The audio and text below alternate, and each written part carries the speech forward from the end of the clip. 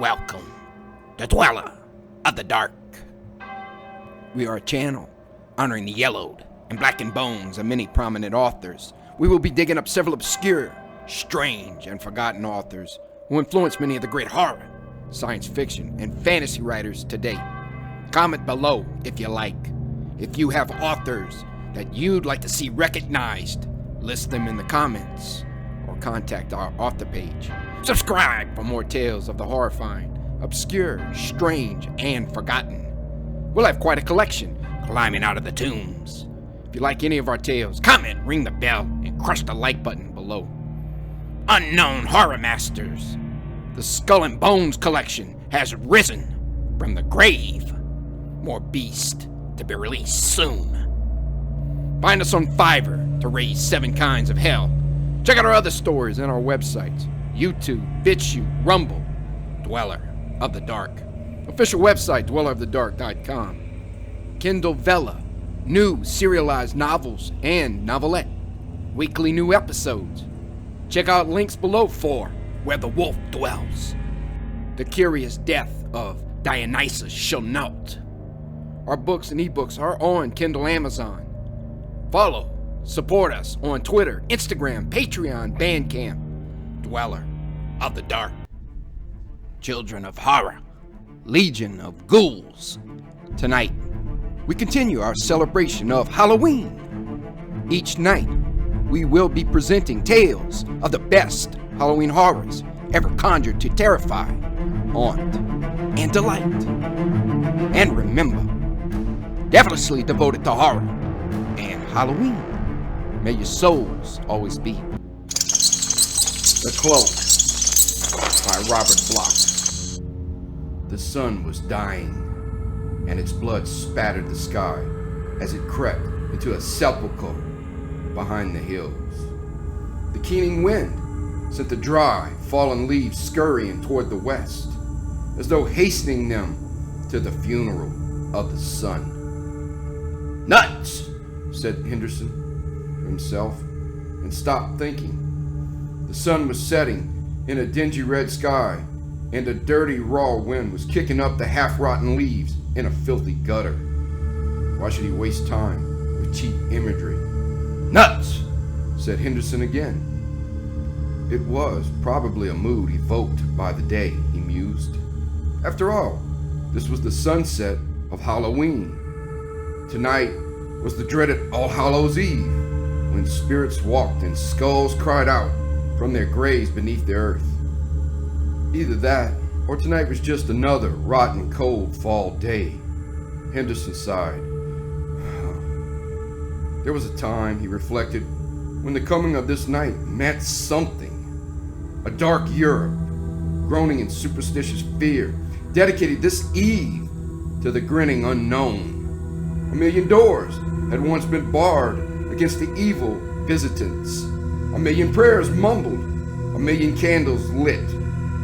There was something majestic about the idea, Henderson reflected. Life had been an adventure in those times, and men walked in terror of what the next turn of a midnight road might bring. They had lived in a world of demons and ghouls and elementals who sought their souls, and by heaven, in those days, a man's soul meant something. This new skepticism had taken a profound meaning away from life. Men no longer revered their souls. "Nuts!" said Henderson again, quite automatically. There was something crude and 20th century about the coarse expression which always checked his introspective flights of fancy. The voice in his brain that said "nuts" took the place of humanity to Henderson. Common humanity, which would echo the same sentiment upon hearing his secret thoughts. So, now Henderson uttered the word and endeavored to forget problems and purple patches alike. He was walking down the street at sunset to buy a costume for the masquerade party tonight, and he had much better concentrate on finding the costumers before it closed than waste his time daydreaming about Halloween. His eyes searched the darkening shadows of the dingy buildings lining the narrow thoroughfare. Once again, He peered at the address he had scribbled down after finding it in the phone book. Why the devil didn't they light up the shops when it got dark? He couldn't make out numbers. This was a poor, run-down neighborhood. But after all, abruptly, Henderson spied the place across the street and started over. He passed the window and glanced in. The last rays of the sun slanted over the top of the building across the way and fell directly on the window and its display. Henderson drew a sharp intake of breath. He was staring at a costumer's window, not looking through a fissure into hell. Then why was it all red fire, lighting the grinning visages of fiends? Sunset, Henderson muttered aloud. Of course it was, and the faces were merely clever masks, such as would be displayed in this sort of place. Still, it gave the imaginative man a start. He opened the door and entered. The place was dark and still. There was a smell of loneliness in the air. The smell that haunts all places long undisturbed. Tombs and graves in deep woods and caverns in the earth and nuts. What the devil was wrong with him anyway? Henderson smiled apologetically at the empty darkness. This was the smell of the costumer's shop, and it carried him back to college days of amateur theatricals. Henderson had known this smell of mothballs, decayed furs, grease paint, and oils. He had played amateur Hamlet, and in his hands he had held a smirking skull that hid all knowledge in its empty eyes. A skull from the costumers. Well, here he was again, and the skull gave him the idea. After all, Halloween night it was. Certainly, in this mood of his, he didn't want to go as a Raja, or a Turk, or a pirate. They all did that. Why not go as a fiend, or a warlock, or a werewolf? He could see Lindstrom's face when he walked into the elegant penthouse wearing rags of some sort. The fellow would have a fit, with his society crowd wearing their expensive Elsa Maxwell takeoffs. Henderson didn't greatly care for Lindstrom's sophisticated friends anyway. A gang of amateur knoll cowards and horsey women wearing harnesses of jewels. Why not carry out the spirit of Halloween and go as a monster? Henderson stood there in the dusk, waiting for someone to turn on the lights, come out from the back room, and serve him. After a minute or so, he grew impatient and rapped shortly on the counter. "Say in there, service!" Silence, and a shuffling noise from the rear, then an unpleasant noise to hear in the gloom. There was a banging from the downstairs, and then the heavy clump of footsteps. Suddenly Henderson gasped. A black bulk was rising from the floor. It was, of course, only the opening of the trapdoor from the basement. A man shuffled behind the counter, carrying a lamp. In that light his eyes blinked drowsily. The man's yellowish face crinkled into a smile. "I was sleeping, I'm afraid," said the man softly. "Can I serve you, sir?" "I was looking for a Halloween costume." "Oh, yes. And what was it you had in mind?" The voice was weary, infinitely weary. The eyes continued to blink in the flabby yellow face. "Nothing unusual, I'm afraid. You see, I rather fancied some sort of monster get-up for a party. Don't suppose you carry anything in that line?" "I could show you mask." "No, I meant werewolf outfits. Something of the sort. More of the authentic." So, the authentic. "Yes." Why this old dunce stress the word? I might. Yes, I might have just the thing for you, sir." The eyes blinked, but the thin mouth pursed in a smile. just the thing for Halloween. What's that? Have you ever considered the possibility of being a vampire? Like Dracula? Ah, yes, I suppose. Dracula. Not a bad idea. Do you think I'm the type for that, though? The man appraised him with that tight smile. Vampires are of all types. I understand. You would do nicely. Hardly a compliment, Henderson chuckled. But why not? What's the outfit? Outfit? Merely evening clothes, or what you wear. I will furnish you with the authentic cloak. Just a cloak? Is that all? Just a cloak. But it is worn like a shroud. It is shroud cloth, you know. Wait, I'll get it for you. The shuffling feet carried the man into the rear of the shop again. Down the trapdoor entrance he went, and Henderson waited. There was more banging, and presently the old man reappeared carrying the cloak. He was shaking dust from it in the darkness. Here it is, the genuine cloak. Genuine? Allow me to adjust it for you. It will work wonders, I'm sure. The cold, heavy cloth hung draped about Henderson's shoulders. The faint odor rose mustily in his nostrils as he stepped back and surveyed himself in the mirror. The lamp was poor, but Henderson saw that the cloak effected a striking transformation in his appearance. His long face seemed thinner.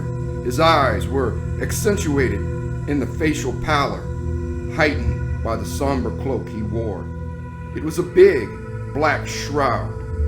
Genuine, murmured the old man. He must have come up suddenly, for Henderson hadn't noticed him in the glass. I'll take it, Henderson said.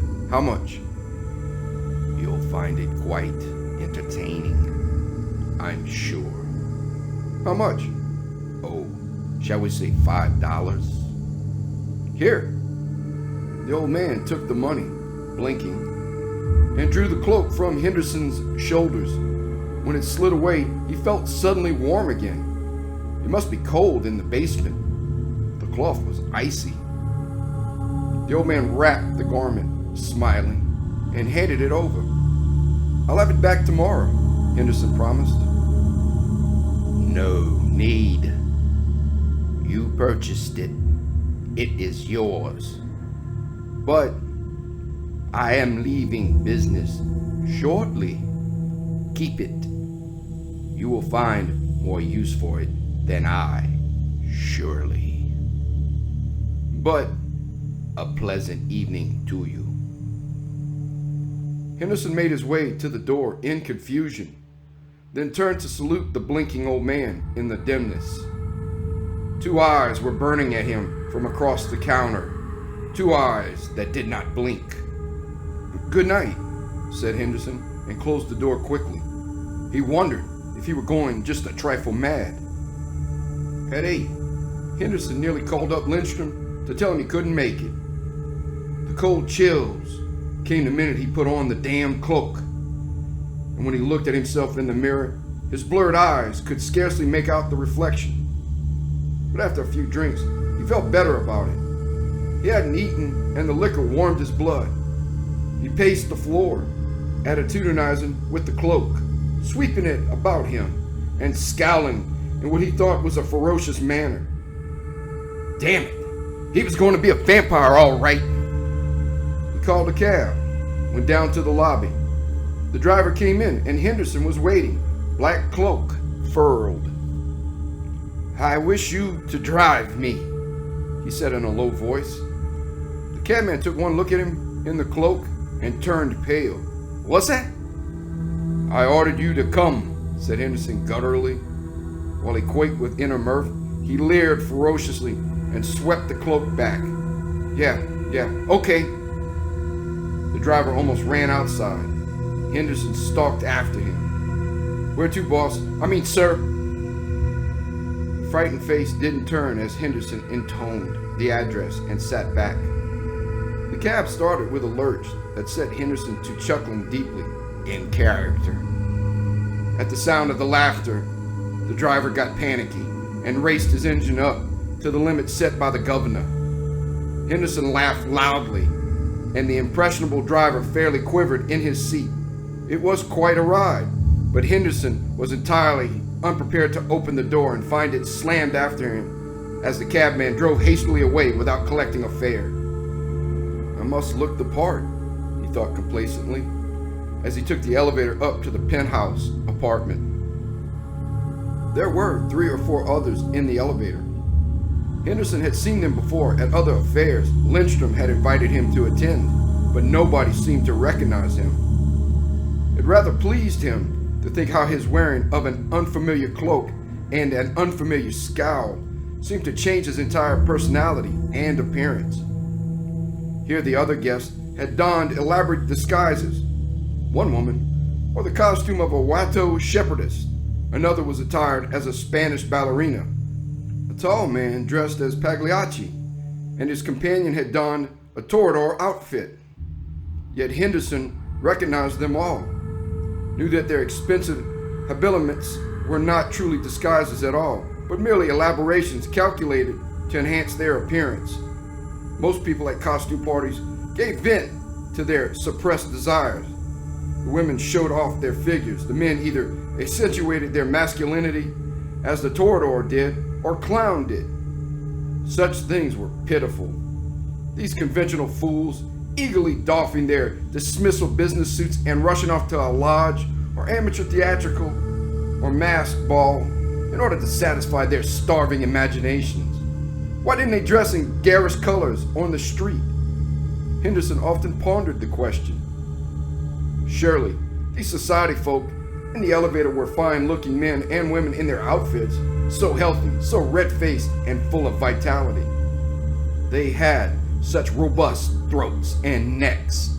Henderson looked at the plump arms of the woman next to him. He stared without realizing it for a long moment, and then he saw that the occupants of the car had drawn away from him. They were standing in the corner as though they feared his cloak and scowl, and his eyes fixed on the woman. Their chatter had ceased abruptly. The woman looked at him as though she were about to speak when the elevator doors opened and afforded Henderson a welcome respite. What the devil was wrong? First the cab driver, then the woman. Had he drunk too much?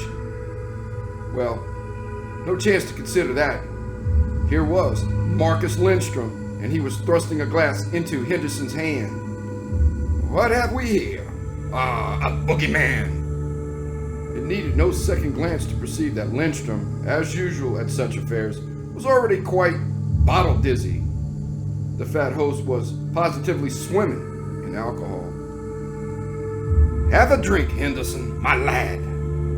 "I'll take mine from the bottom. That outfit of yours gave me a shock." "Where'd you get the makeup?" "Makeup? I'm not wearing any makeup." "Oh, sure you're not. How silly of me." Henderson wondered if he were crazy. Had Lindstrom really drawn back? Were his eyes actually filled with a certain dismay? Oh, the man was obviously intoxicated. I'll see you later," blabbed Lindstrom, edging away and quickly turning to the other arrivals. Henderson watched the back of Lindstrom's neck. It was fat and white.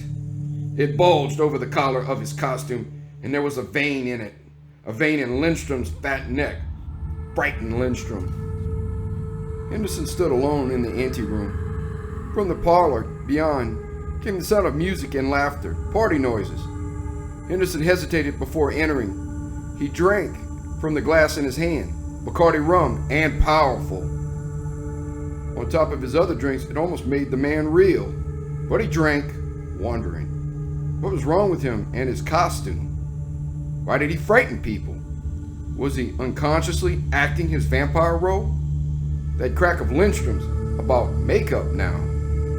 Acting on impulse, Henderson stepped over to the long panel mirror in the hall. He lurched a little, then stood in the harsh light before it. He faced the glass, stared into the mirror, and saw nothing. He looked at himself in the mirror, and there was no one there. Henderson began to laugh softly, evilly, deep in his throat. As he gazed into the empty, unreflecting glass, his laughter rose in black glee. "I'm drunk," he whispered. "I must be drunk. Mirror in my apartment made me blurred. Now I'm so far gone I can't see straight. Sure, I'm drunk. Been acting ridiculously, scaring people. Now I'm seeing hallucinations. Or not seeing them, rather. Visions? Angels?" His voice lowered. "Sure, angels. Standing right in back of me now. Hello, angel." "Hello." Henderson whirled. There she stood, in the dark cloak, her hair a shimmering halo above her white, proud face, her eyes celestial blue, and her lips infernal red. "Are you real?" asked Henderson gently. "Or am I a fool to believe in miracles? This miracle's name is Sheila Darley, and it would like to powder its nose if you please." "Kindly use this mirror through the courtesy of Stephen Henderson," replied the cloaked man with a grin. He stepped back a ways, eyes intent. The girl turned her head and favored him with a slow, impish smile. "Haven't you seen powder used before?" she asked. "Didn't know angels indulged in cosmetics," Henderson replied. "But then there's a lot I don't know about angels. From now on, I shall make them a special study of mine. There's so much I want to find out. So you'll probably find me following you around with a notebook all evening." "Notebooks for a vampire?" "Oh, but I'm a very intelligent vampire. Not one of those backwoods Transylvanian types. You'll find me charming, I'm sure." "Yes, you look like the shore type," the girl mocked. "But an angel and a vampire? That's a queer combination." "We can reform one another," Henderson pointed out. "Besides, I have a suspicion that there's a bit of the devil in you. That dark cloak over your angel costume, dark angel, you know. Instead of heaven, you might hail from my hometown." Henderson was flippant, but underneath his banter, cyclonic thoughts whirled. He recalled discussions in the past, cynical observations he had made and believed. Once, Henderson had declared that there was no such thing as love at first sight, save in books or plays, where such a dramatic device served to speed up action.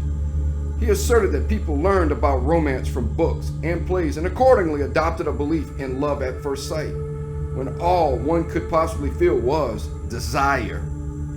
And now this Sheila, this blonde angel, had to come along and drive out all thoughts of morbidity, all thoughts of drunkenness and foolish gazings into mirrors from his mind, had to send him madly plunging into dreams of red lips, ethereal blue eyes, and slim white arms. Something of his feelings had swept into his eyes, and as the girl gazed up at him, she felt the truth. "Well," she breathed, "I hope the inspection pleases." A miracle of understatement, that. But there was something I wanted to find out particularly about divinity.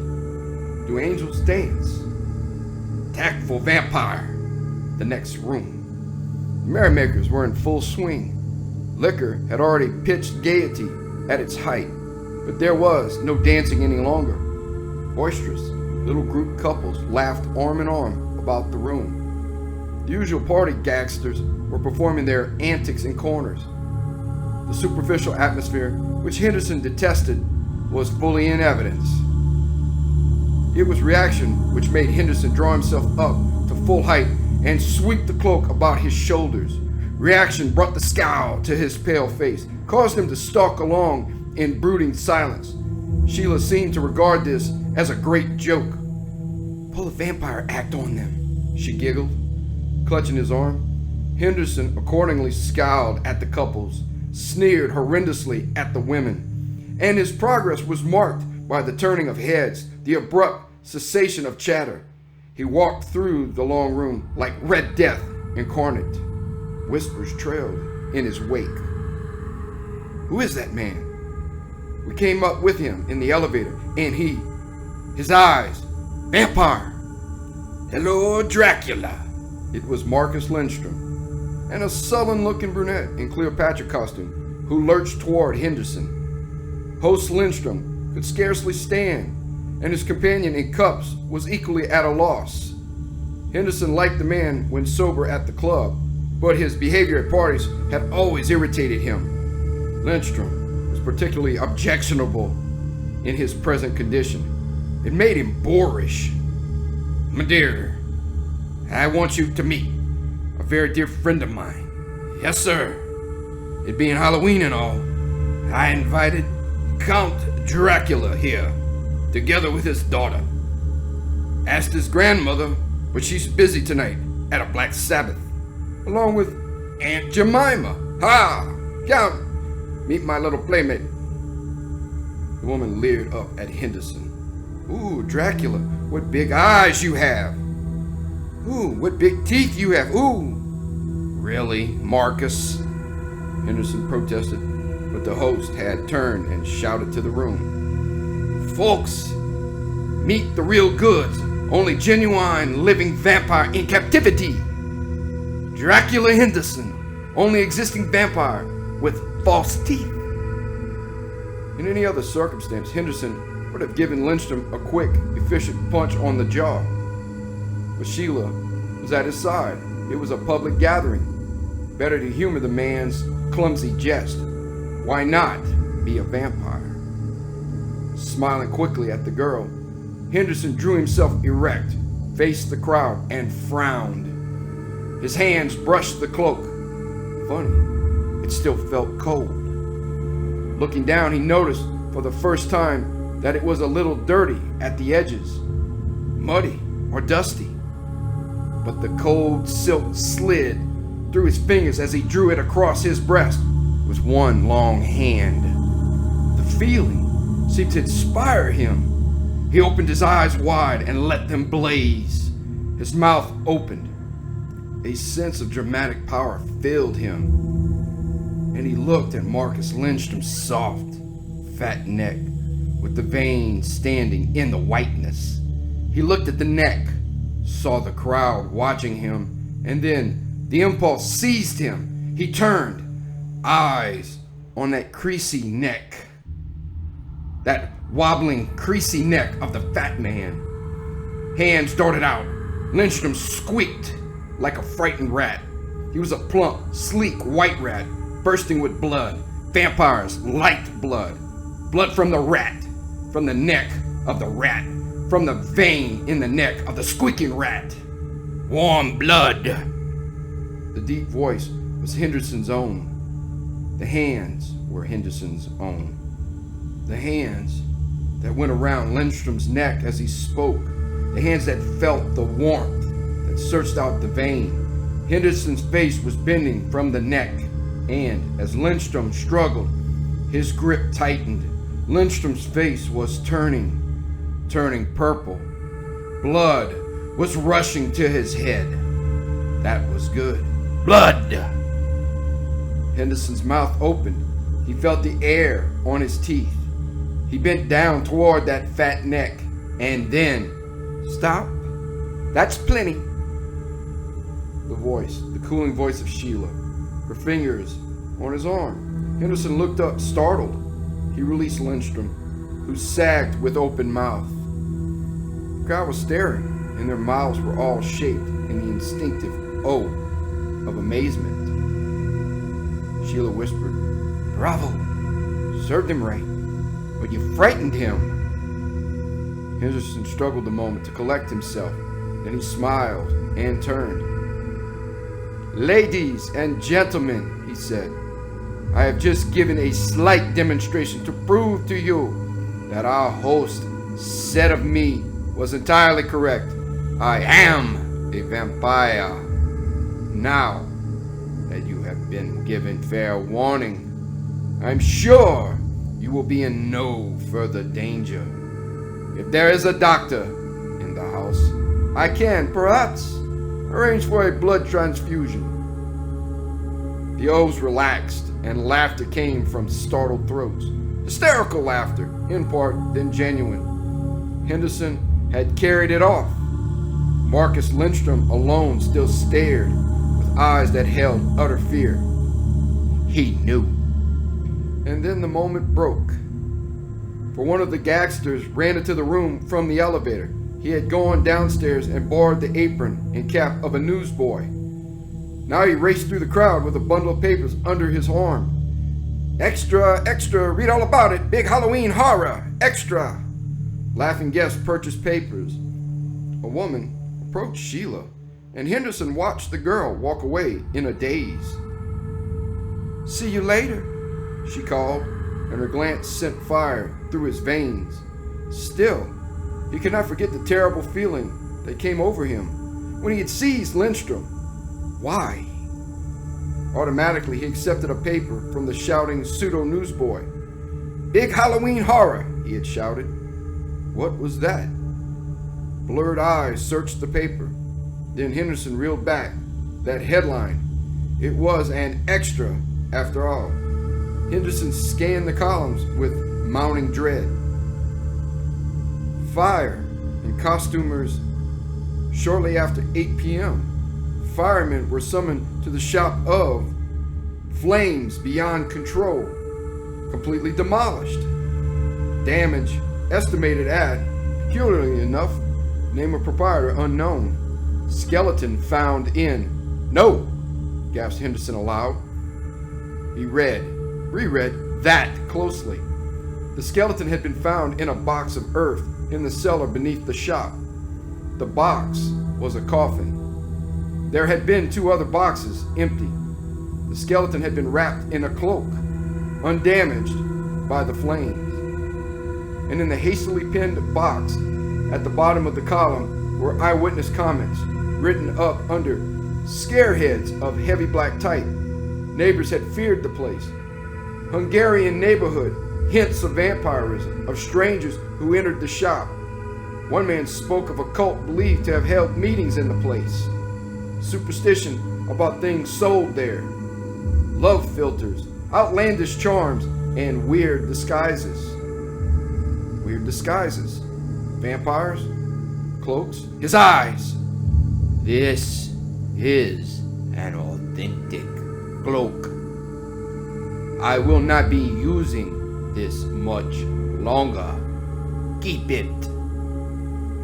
Memories of these words screamed through Henderson's brain. He plunged out of the room and rushed to the panel mirror. A moment. Then he flung one arm before his face to shield his eyes from the image that was not there. The missing reflection. Vampires have no reflections. No wonder he looked strange. No wonder arms and necks invited him. He had wanted Lindstrom. Good God! The cloak had done that. The dark cloak with the stains of earth, grave earth. The wearing of the cloak, the cold cloak, had given him the feelings of a true vampire. It was a garment, accursed, a thing that had lain on the body of one undead. The rusty stain along one sleeve was blood. Blood! It would be nice to see blood, to taste its warmth, its red light flowing. No, that was insane. He was drunk, crazy. Ah, my pale friend, the vampire. It was Sheila again. And above all horror rose the beating of Henderson's heart as he looked at her shining eyes, her warm mouth shaped in red invitation. Henderson felt a wave of warmth. He looked at her white throat rising above her dark, shimmering cloak, and another kind of warmth rose. Love, desire, and a hunger. She must have seen it in his eyes, where she did not flinch. Instead, her own gaze burned in return. Sheila loved him too. With an impulsive gesture, Henderson ripped the cloak from about his throat. The icy weight lifted. He was free. Somehow he hadn't wanted to take the cloak off, but he had to. It was a cursed thing, and in another minute, he might have taken the girl in his arms, taken her for a kiss, and remained too. But he dared not think of that. "Tired of masquerading?" she asked. With a similar gesture, she too removed her cloak and stood, revealed in the glory of her angel robe. Her blonde, statuesque perfection forced a gasp to Henderson's throat. "Angel," he whispered. "Devil," she mocked. And suddenly they were embracing. Henderson had taken her cloak in his arm with his own. They stood with lips seeking rapture until Lindstrom and a group moved noisily into their anteroom. At the sight of Henderson, the fat host recoiled. "You," he whispered. "You are." "Just leaving," Henderson smiled, grasping the girl's arm. He drew her toward the empty elevator, the door shut on Lindstrom's pale, fear-filled face. "Where are we leaving?" Sheila whispered, snuggling against his shoulder. "We were, but not for Earth. We do not go down into my realm, but up into yours." "The garden roof?" "Exactly, my angelic one. I want to talk to you against the background of your own heavens, kiss you amidst the clouds," and her lips found his as the car rose. "Angel and devil, what a match!" "I thought so too," the girl confessed. "Will our children have halos or horns?" "Both, I'm sure." They stepped out onto the deserted rooftop, and once again it was Halloween. Henderson felt it. Downstairs it was Lindstrom and his society friends in a drunken costume party. Here it was night, silence, gloom. No light, no music, no drinking, no chatter, which made one party identical with another. One night like all the rest. This night was individual here. The sky was not blue, but black. Clouds hung like the gray beards of hovering giants, peering at the round orange globe of the moon. A cold wind blew from the sea and filled the air with tiny murmurings from afar. This was the sky that witches flew through to their Sabbath. This was the moon of wizardry, the sable silence of black prayers and whispered invocations. The clouds hid monstrous presences, shambling in summons from afar. It was Halloween. It was also quite cold. "Give me my cloak," Sheila whispered. Automatically, Henderson extended the garment, and the girl's body swirled under the dark splendor of the cloth. Her eyes burned up at Henderson with a call he could not resist. He kissed her, trembling. "You're cold," the girl said. "Put on your cloak." "Yes, Henderson," he thought to himself, "put on your cloak while you stare at her throat. Then, the next time you kiss her, you will want her throat, and she will give it in love, and you will take it in hunger." "Put it on, darling, I insist," the girl whispered. Her eyes were impatient, burning with an eagerness to match his own. Henderson trembled. "Put on the cloak of darkness, the cloak of the grave, the cloak of death, the cloak of the vampire, the evil cloak, filled with a cold life of its own that transformed his face, transformed his mind, made his soul instinct with awful hunger. Here." The girl's slim arms were about him, pushing the cloak onto his shoulders. Her fingers brushed his neck caressingly as she linked the cloak about his throat. Henderson shivered. Then he felt it through him, that icy coldness turning to a more dreadful heat. He felt himself expand, felt the sneer cross his face. This was power! And the girl before him her eyes taunting, inviting. He saw her ivory neck, her warm, slim neck waiting. It was waiting for him, for his lips, for his teeth. No, it couldn't be. He loved her. His love must conquer this madness. Yes, wear the cloak, defy its power, and take her in his arms as a man, not as a fiend. He must. It was the test. Sheila. Funny how his voice deepened. Yes, dear. Sheila, I must tell you this. Her eyes so alert. It would be easy. Sheila, please. You read the paper tonight? Yes. I got my cloak there. I can't explain it. You saw how I took Lindstrom. I wanted to go through with it. Do you understand me? I meant to bite him. Wearing this damnable thing makes me feel like one of those creatures. Why didn't her stare change? Why didn't she recoil in horror? Such trusting innocence. Didn't she understand? Why didn't she run? Any moment now, he might lose control, seize her. I love you, Sheila. Believe that. I love you. I know.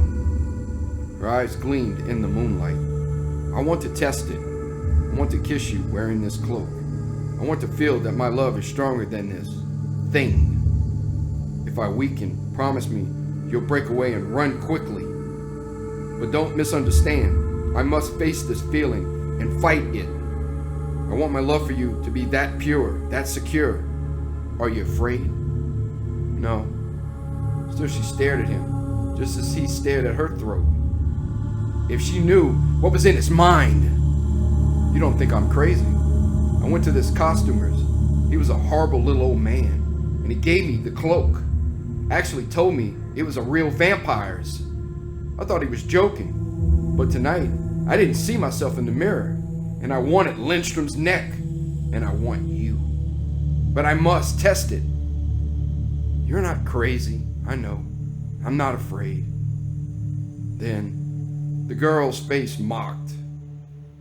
Henderson summoned his strength. He bent forward, his impulses battling. For a moment, he stood there under the ghastly orange moon, and his face was twisted in struggle. And the girl lured. Her odd, incredibly red lips parted in a silvery, chuckly laugh as her white arms rose from the black cloak she wore to circle his neck gently. I know. I knew when I looked in the mirror. I knew you had a cloak like mine. Got yours where I got mine. Queerly, her lips seemed to elude his as he stood frozen for an instant of shock. Then he felt the icy hardness of her sharp little teeth on his throat. A strangely soothing sting and an engulfing blackness rising over him.